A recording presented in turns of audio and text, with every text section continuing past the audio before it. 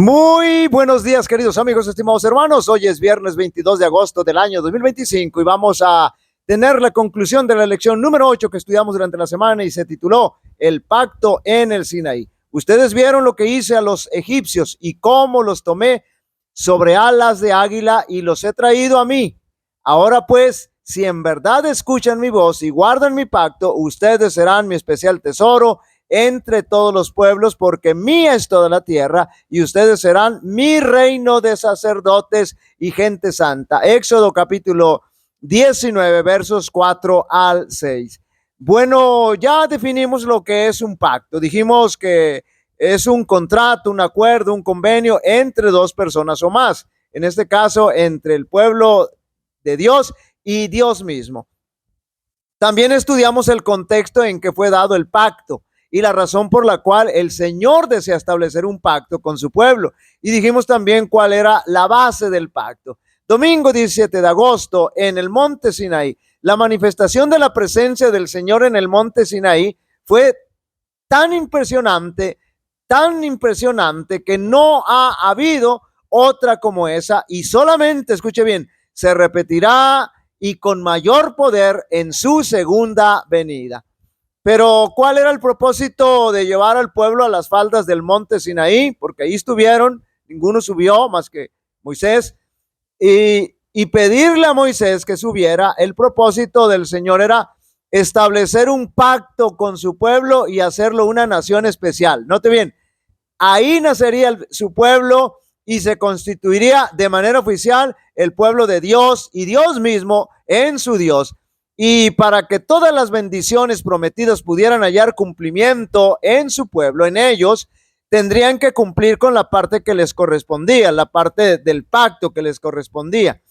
Pero sobre todo, el hecho de estar en el monte Sinaí, escuche bien, y el pueblo, Moisés y el pueblo, era motivo de gran satisfacción porque estaban viviendo el cumplimiento de una promesa que el Señor les había hecho.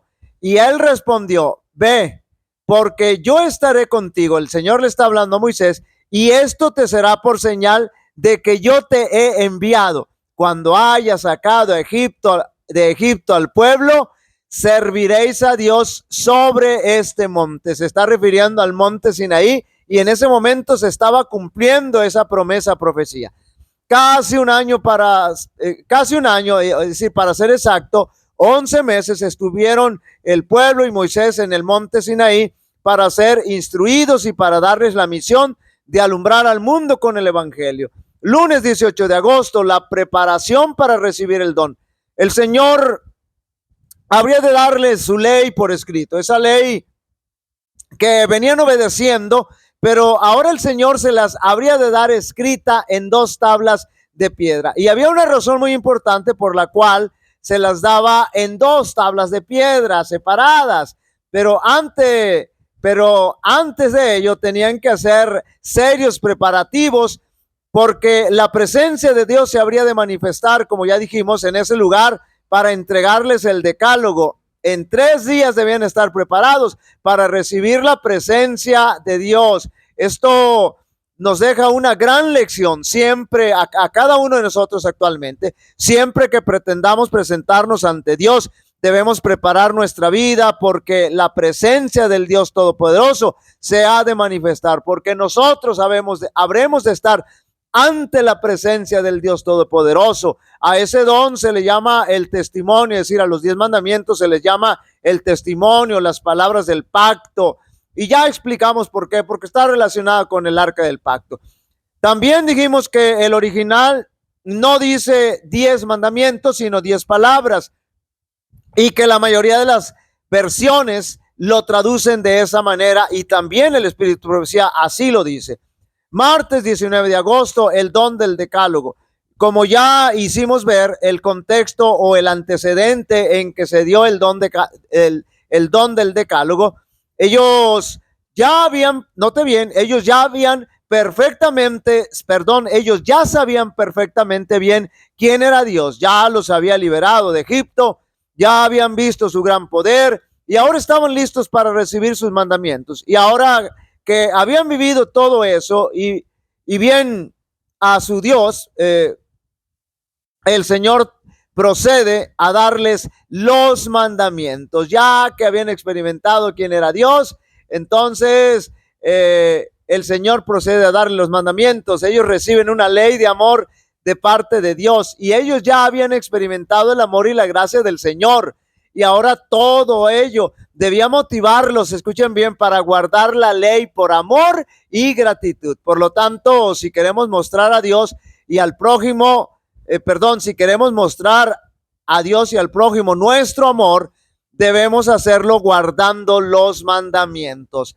Miércoles 20 de agosto, diferentes funciones de la ley. La ley tiene varias funciones que ya analizamos durante la semana y las hemos mencionado con toda claridad, pero quiero enfatizar que la ley no tiene la función de salvar a nadie, es decir, nadie se salva por guardar los 10 mandamientos. Esa observancia u obediencia a los 10 mandamientos es como resultado de nuestra salvación y de que tenemos la fe verdadera, porque el resultado de la fe verdadera es la obediencia a la voluntad de Dios, entre ella los 10 mandamientos.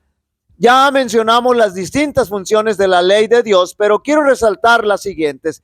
Una de las funciones de la ley es revelar el carácter de amor de Dios y por eso la ley es una ley de amor. Otra función que me encanta es que la ley nos muestra como en un espejo, como nuestro problema del pecado. Y como no puede ayudarnos con el problema del pecado, nos lleva a Cristo, quien sí puede ayudarnos con el problema del pecado. Y la última función de la ley es que me gusta mucho también, es que en lugar de quitarnos libertad, nos da libertad. La ley es una ley de libertad. No nos ata, sino que nos da libertad. Jueves 21 de agosto, la ley como promesa de Dios. Ya habíamos mencionado que la expresión 10 mandamientos no viene en los originales y que la mayoría de las versiones traducen correctamente 10 palabras, pero también se traduce como promesas. Y es que en realidad la ley es un conjunto de promesas que si obedecemos los mandamientos podemos recibir la bendición de esas promesas.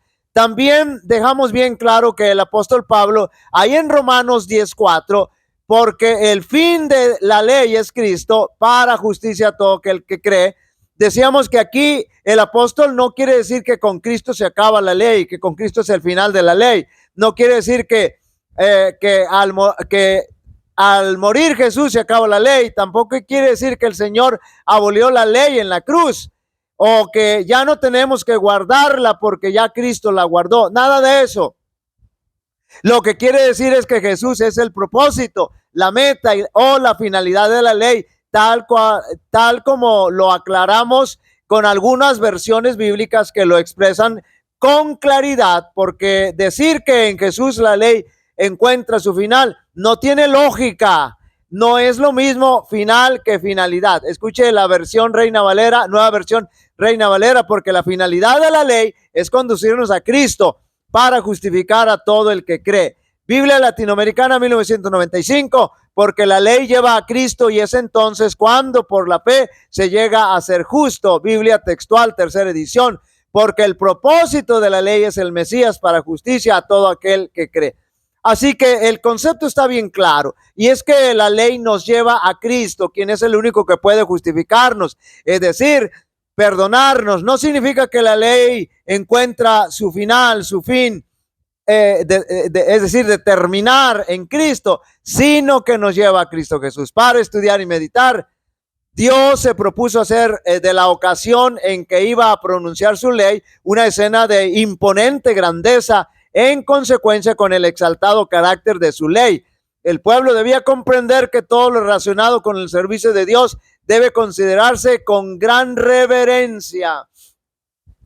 Este principio de reverencia sigue siendo válido hoy, brota de la comprensión de la grandeza, la trascendencia y la majestad de Dios. Apreciar la gloria de Dios crea gratitud en nuestros corazones y humilla nuestro orgullo. Cuanto más de cerca veamos la santidad de Dios, más imperfecciones discerniremos en nuestra vida, lo que nos llevará a tener aún más sed de su presencia transformadora y a desear parecernos más a Él. Además de ser conscientes de nuestra condición en contraste con Él y con su santa ley, nos hace totalmente dependientes de la muerte sustitutiva de Cristo en nuestro favor. Aquí está la justificación. Y así, y al mismo tiempo, Jesús dejó claro que si aceptamos humildemente a Dios como nuestro Señor y Rey, no es difícil obedecer los mandamientos, claro que no. Cristo dejó claro que la ley divina tiene la validez permanente, es eterna. Cuando obedecemos las leyes de Dios por amor y gratitud a Él, a causa de la salvación que nos ha concedido gratuitamente, podemos experimentar la plenitud de una relación salvadora con Él. Mientras disfrutamos de las grandes ventajas de obedecer la ley, en vista del dolor y las dificultades que acarrea violarla, también podemos disfrutar de la seguridad de saber que nuestra salvación se encuentra en Jesús, no en nuestro cumplimiento de la ley. Eso ya lo dejamos bien clarísimo. Queridos amigos y hermanos, durante esta semana hemos estudiado que el Señor hizo pacto con su pueblo y que la base del pacto ha sido su santa ley. Tristemente el pueblo falló en cumplir su pacto y ahora nosotros, su iglesia, somos el pueblo espiritual de Dios, el Israel espiritual, y se requiere ser fieles al pacto, viviendo bajo los principios por medio de la fe en el Señor y el amor a Dios y a nuestros semejantes. Jehová te bendiga y te guarde. Jehová haga resplandecer su rostro sobre ti y tenga de ti misericordia. Jehová alce sobre ti su rostro y te dé paz. Y pondrán mi nombre sobre los israelitas y yo los bendeciré. Dios bendiga a cada uno de vosotros.